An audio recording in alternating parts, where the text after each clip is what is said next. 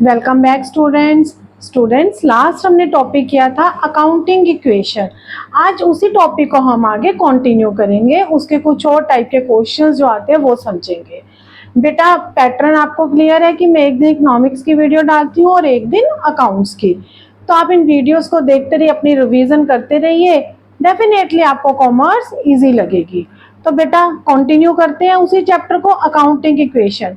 Last video में बेटा मैंने आपको करवाया था कि बेसिक रूल्स क्या है अकाउंटिंग इक्वेशन के, क्वेश्चन सॉल्व करने के क्वेश्चंस भी करवाए थे, लेकिन उसमें कुछ वो बेसिक क्वेश्चंस थे। उन क्वेश्चंस की एंट्रीज के साथ साथ कुछ एडवांस एंट्रीज भी एग्जाम्स में आ जाती है। आज हम वो एडवांस एंट्रीज करेंगे। 4 तरह की एडवांस एंट्रीज होती है बेटा। आज मैं यही बताऊंगी आपको कि इन चारों को कैसे हम अकाउंटिंग इक्वेशन में इनकी ट्रीटमेंट कैसे करते हैं, कैसे सोल्व करते हैं। तो बेटा हम स्टार्ट करते हैं। Outstanding expenses. आउटस्टैंडिंग का मीनिंग क्या होता है बेटा, पहले ये समझो। आउटस्टैंडिंग का मतलब होता है amount due but not paid. Means बेटा आपने खर्चा तो कर लिया, आपने सर्विसेज ले ली हैं, लेकिन आपने उसकी पेमेंट नहीं की है। फॉर एग्जाम्पल मेरे अंडर कोई एम्प्लॉयज काम कर रहे हैं, मैंने उनकी सर्विसेज ले ली, उन्होंने अपनी सर्विसेज दे दी है, बट मैंने उनकी सैलरी अभी पे नहीं की, तो उसको हम बोलते हैं आउटस्टैंडिंग एक्सपेंसेस। मीन्स ऑब्लिगेशंस तो पूरी कर ली है लेकिन हमने उसकी पेमेंट नहीं की है। नेक्स्ट बेटा आ जाता है प्रीपेड। प्रीपेड का मतलब होता है paid in advance.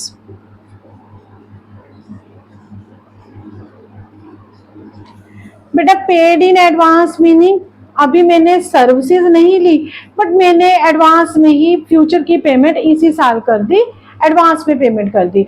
Accounting terms में हम उसको क्या वर्ड बोलते हैं, प्रीपेड। मीन्स एडवांस में पेमेंट कर देना। ये बेटा ये दोनों की दोनों टर्म्स, आउटस्टैंडिंग एंड प्रीपेड, ये दोनों टर्म्स एक्सपेंसेस के लिए यूज होती है। Outstanding expenses, prepaid expenses. अब नेक्स्ट हमारी आ जाती है बेटा एक्रूड। एक्रूड का मतलब होता है income earned but not received.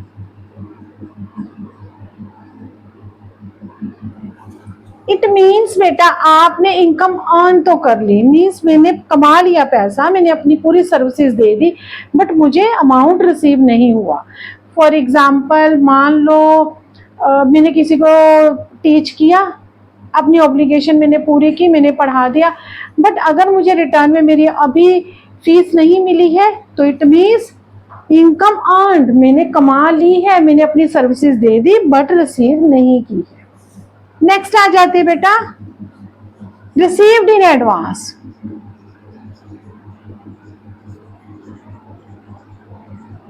अब बेटा इसका मीनिंग होता है कि अभी मैंने अपनी ऑब्लिगेशन पूरी नहीं की, मैंने एडवांस में ही मुझे पैसा मिल गया, मैंने एडवांस में रिसीव कर लिया। फॉर एग्जाम्पल वही मैं मान लो मैंने अभी पढ़ाया नहीं है, उसको टीच नहीं किया, लेकिन उसने पेरेंट्स ने मुझे एडवांस में ही फीस दे दी है, तो इट मीन्स अभी मैंने अपनी ऑब्लिगेशंस पूरी नहीं की है, मैंने अपनी सर्विसेज नहीं दी, लेकिन मैंने इनकम रिसीव कर ली एडवांस में। तो बेटा ये दोनों वर्ड्स जो अकाउंट्स में है ये एक्सपेंसेस के लिए यूज होते हैं और ये हमारे इनकम के लिए यूज होते हैं। और बेटा ये इसी चैप्टर के लिए नहीं, बाकी आगे अकाउंट्स में ये टर्म बार बार रिपीट होंगी, इसलिए मैंने इसको थोड़ा सा डिटेल में आपको बता दिया। इसका मीनिंग अकाउंट्स में आगे किसी भी चैप्टर में आएगा तो आपको क्लियर होगा इसका मीनिंग। अब हम देखते हैं कि अकाउंटिंग इक्वेशन में इसकी ट्रीटमेंट कैसे करते हैं। सबसे पहले तो बेटा हम फॉर्मेट बना लेंगे। बेसिक इक्वेशन हमारी क्या थी, asset is equal to liability plus capital. Last video में बेटा ये बता करा था ना हमने टॉपिक कि यहाँ पे फिर क्या आ जाएगा, जो हमारी इक्वेशन होगी वो हम लिख लेंगे। मैं वो इक्वेशन नहीं लिख रही, डायरेक्ट इसका इफेक्ट क्या पड़ेगा इन सारी टर्म्स का वो आपको दिखाऊंगी। तो बेटा जैसे सबसे पहले हम ना एक बेसिक इक्वेशन ले लेते हैं, जैसे मैंने लास्ट टाइम क्वेश्चन करवाया था, स्टार्ट बिजनेस विद कैश। ये हमने बेसिक ले ली है 10,000। तो बेटा क्या कराया था मैंने कि बिजनेस स्टार्ट किया, हर एक इक्वेशन का डबल इफेक्ट होता है। तो बिजनेस अगर स्टार्ट किया, क्या इफेक्ट हुआ, बिजनेस में पैसा आया, तो कैश हमारी एसेट है, तो कैश में 10,000 प्लस हो गया। तो दूसरी साइड कहाँ जाएगा, डबल इफेक्ट है, बिजनेस स्टार्ट किया, देन इट मीन्स ये हमारी कैपिटल है, तो कैपिटल में भी 10,000 चला गया। ये मैंने बेसिक एक इक्वेशन की क्वेश्चन स्टार्ट हो जाए उसके लिए करवाई है। 10,000 10,000। अब बेटा हम स्टार्ट करेंगे ये जो एडवांस हमारी टर्म्स है। पहले हमारी टर्म्स क्या है, आउटस्टैंडिंग एक्सपेंसेस। जैसे मैंने आपको बताया, मान लो मैं इसका अमाउंट लेती हूँ, आउटस्टैंडिंग एक्सपेंसेस है, आउटस्टैंडिंग सैलरी 1,000, मैंने एक एग्जांपल ले ली। आउटस्टैंडिंग का means expenses due but not paid. बेटा इससे क्या पता लगता है, और हाँ एक बात मैं आपको क्लियर करूं, जब भी आप एडवांस एंट्रीज करोगे, आपने हमेशा इन्हीं एडवांस एंट्री नहीं, कोई भी आप एंट्री करोगे तो हमेशा ध्यान रखना है कि हमने कैपिटल पे सिर्फ किन चीजों का इफेक्ट पड़ेगा, जो करंट ईयर की है, मीन्स जो करंट ईयर के एक्सपेंसेस हैं, चाहे वो पे किए हैं चाहे नहीं पे किए, उन सबका इफेक्ट कैपिटल पर पड़ता है।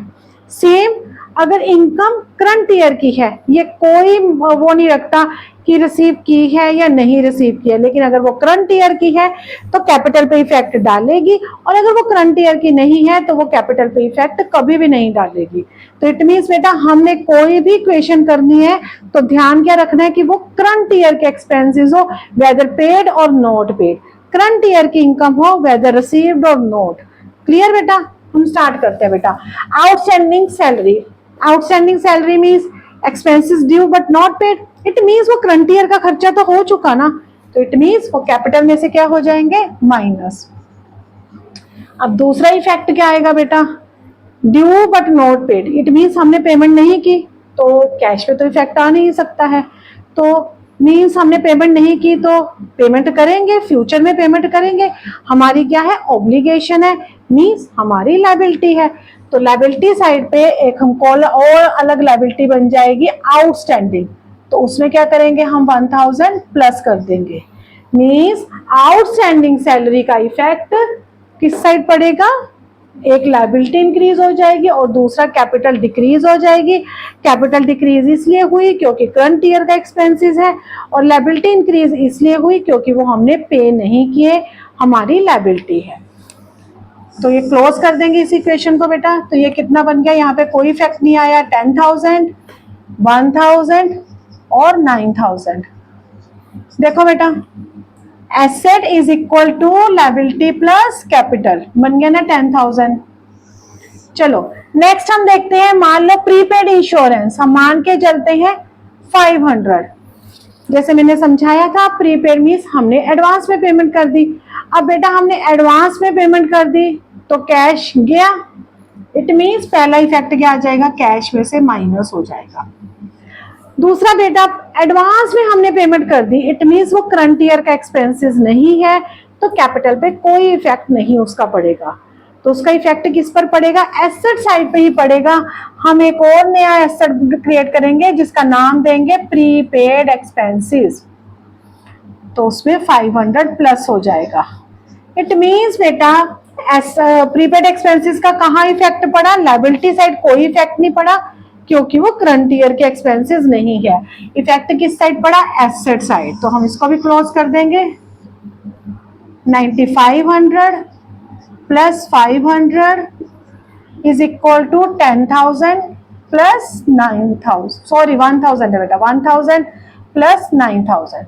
तो बेटा टोटल देखो इक्वल आ रहा है दोनों एंट्रीज में, बिल्कुल क्लियर कि प्रीपेड एक्सपेंसेस का इफेक्ट सिर्फ एसेट साइड पड़ेगा और आउटस्टैंडिंग एक्सपेंसेस का इफेक्ट लायबिलिटी साइड पड़ेगा। नेक्स्ट हमारी बेटा एक्रूड, एक्रूड मैंने क्या बताया था, मान लो एक्रूड रेंट 2,000, क्या बताया था बेटा मैंने अभी, एक्रूड रेंट क्या होता है, income earned but not received, it means receive नहीं की, कैश तो आया नहीं, बट हमने इनकम अर्न कर लिया है, करंट ईयर की इनकम है, तो इट मीन्स कैपिटल में प्लस। दूसरा बेटा क्या हुआ, क्या इफेक्ट पड़ेगा, इनकम अर्न्ड, इट मीन्स हमने अपनी ऑब्लिगेशन पूरी कर चुके हैं, इट मीन्स ये लायबिलिटी हो नहीं सकती है क्योंकि हम अपनी ऑब्लिगेशन पूरी कर चुके हैं, अब तो हमें सिर्फ कैश रिसीव करना है। जैसे मैंने क्या एग्जांपल लिया, एक्रूड रेंट मीन्स कि मैंने कमा लिया, मेरे घर पे वो किराएदार रहा था लेकिन उसने पेमेंट नहीं की, तो मुझे मिलेगी पेमेंट, तो एसेट होगी बेटा ये, एक्रूड इनकम हमारी एसेट साइड जाएगा। Income earned but not received, इसको भी क्लोज कर देंगे बेटा। 9500 plus 500 plus 2000 is equal to 1000 plus 11,000। बेटा कैलकुलेट करके देखो, दोनों साइड का टोटल सेम आएगा। नेक्स्ट बेटा हमारी अनअर्न्ड इनकम। अनअर्न्ड इनकम मैंने क्या बताया था, इनकम रिसीव्ड इन एडवांस। मान लो कमीशन रिसीव कर लिया एडवांस में 1000 का, income received in advance, it means receive हो गई है, कैश आ गया है, तो इफेक्ट किस पे पड़ेगा, कैश पे। 1000 हम प्लस कर देंगे, यहाँ पे कुछ नहीं इफेक्ट पड़ेगा। अब बेटा इनकम हमने एडवांस में रिसीव कर ली, एडवांस में रिसीव कर ली, मेरे पास कैश आ गया, लेकिन मैंने अपनी ऑब्लिगेशन तो नहीं पूरी की ना, अभी वो तो मैंने पूरी करनी है, अभी मैंने अपनी ऑब्लिगेशंस, इट मींस मैंने अभी लायबिलिटी पूरी करनी है, तो ये हमारी क्या बन गई, लायबिलिटी। तो हम एक और लायबिलिटी ऐड कर देंगे, अनअर्न्ड इनकम। बेटा यहाँ मैंने स्पेस शुरू से नहीं किया, आप ध्यान रखना, थोड़ा सा स्पेस रखना, आप स्केल से बनाओगे तो ज्यादा क्लियर होगा। तो बेटा ये क्या आ गया, 10,500 plus 500 plus 2000 is equal to 1000 plus 1000 plus 11,000। बेटा टोटल करके देखो, दोनों साइड का टोटल सेम आएगा। ये हमारी एडवांस इक्वेशंस थी, जो लास्ट वीडियो में मैंने बेसिक क्वेश्चन करवाया था, वो एंट्रीज आएंगी, साथ में ये एक दो एंट्री इसमें से कोई भी इंक्लूड हो जाती है, और इसमें कुछ इतना ज्यादा की नहीं कि एडवांस में कोई बहुत सारी एंट्रीज आएंगी। दो एंट्रीज और है बेटा जो आ जाती है, वो भी मैं क्लियर करवा देती हूँ, interest on capital and interest on drawing.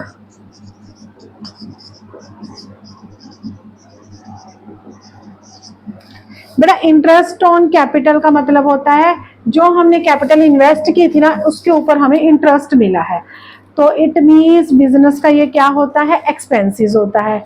Current year का है तो इट मीन्स कैपिटल में से मान लो मैं इंटरेस्ट ऑन कैपिटल 5%, तो मैं कैपिटल में क्या कर दूंगी, माइनस कर दूंगी क्योंकि एक्सपेंसेस है। बेटा दूसरा क्या इफेक्ट जाएगा, कभी भी इंटरेस्ट ऑन कैपिटल कैश में नहीं मिलता है, बट इसका इफेक्ट क्या होता है, कैपिटल ही इंक्रीज होती जाती है। मान लो तुमने बैंक में कोई पैसा डिपॉजिट करवाया, जब तक आप उसे विड्रॉ नहीं कराते हो तो जितना भी उसमें इंटरेस्ट लगता है वो उसी अमाउंट में ऐड होता जाता है इंटरेस्ट। सेम कैपिटल में कभी इंटरेस्ट कैश में नहीं निकलवाते, वो कैपिटल ही बढ़ती रहती है, इंक्रीज होती रहती है। तो दूसरा इफेक्ट क्या आएगा इसका, कैपिटल में प्लस हो जाएगा। मींस इंटरेस्ट ऑन कैपिटल एक बार माइनस होगा और सेकंड टाइम प्लस होगा। माइनस इसलिए होगा क्योंकि करंट ईयर का एक्सपेंसेस है, और प्लस इसलिए होगा कि इंटरेस्ट ऑन कैपिटल कैश में नहीं मिलता बल्कि कैपिटल इंक्रीज होती है। क्लियर बेटा, ये आप करोगे टोटल तो व्हाट ओवर सेम ही आएगा।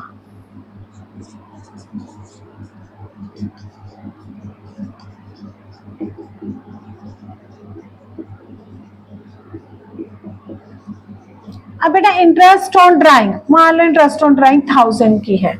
इंटरेस्ट ऑन ड्राइंग जो मैंने बेसिक टर्म्स कराई थी अकाउंटिंग टर्म, उस वीडियो में मैंने बताया था, ड्राइंग्स का मतलब होता है जब तुम पर्सनल यूज के लिए विड्रॉ कराते हो। जब तुमने पर्सनल यूज के लिए विड्रॉ करवा लिया तो उसके ऊपर से बिजनेस तुमसे इंटरेस्ट चार्ज करेगा। अगर तुम्हें कैपिटल पे इंटरेस्ट दे रहा है बिजनेस, तो व्हाट ऑब्वियस अगर तुम विड्रॉ कराते हो तो उस पर वो इंटरेस्ट भी चार्ज कर सकता है, और ये बिजनेस की क्या होती है, इनकम, क्योंकि हम अकाउंट्स किसके बना रहे हैं? बिजनेस के बनाते हैं, बिजनेसमैन के कभी नहीं बनाते। तो ये बिजनेस की हमारी इनकम है। अब ये इनकम है तो करंट ईयर की इनकम है, तो एक इफेक्ट तो होगा बेटा, कैपिटल में इनकम क्या हो जाती है? प्लस हो जाती है। दूसरा क्या इफेक्ट आएगा बेटा इसका? ये इनकम कैपिटल में से ही हमारी माइनस हो जाएगी।